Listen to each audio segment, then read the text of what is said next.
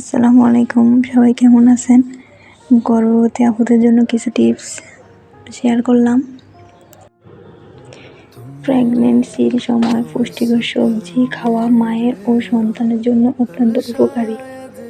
নিচে কিছু গুরুত্বপূর্ণ সবজির তালিকা দেওয়া হলো যা গর্ভাবস্থায় খাওয়া উচিত। 1. পাতা শাক, পালং শাক, মূলা শাক। এগুলোতে প্রচুর পরিমাণ আয়রন, ক্যালসিয়াম এবং ফোলেট থাকে, যা শিশুর মস্তিষ্কের উন্নয়নে সহায়ক।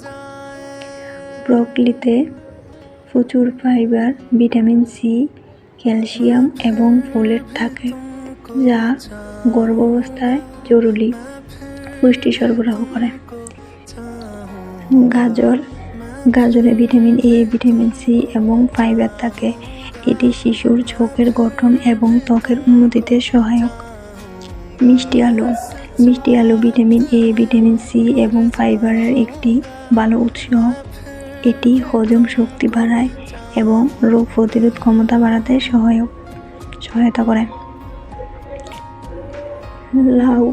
লাউ হালকা ও সহজে হজম হয় এবং এতে প্রচুর পানি ও ফাইবার থাকে, যা হজম শক্তি ভালো রাখতে সাহায্য করে। কুমড়ায় প্রচুর vitamin A, vitamin C, vitamin এবং ফাইবার থাকে, যা রোগ প্রতিরোধ ক্ষমতা বাড়ায়। এই সবজিগুলো গর্ভবতী মায়ের পুষ্টির চাহিদা পূরণ করতে এবং হজম শক্তি বাড়াতে সাহায্য করবে। তবে সবসময় সুষম খাদ্য গ্রহণ করা উচিত এবং ডাক্তারের পরামর্শ মেনে চলা গুরুত্বপূর্ণ।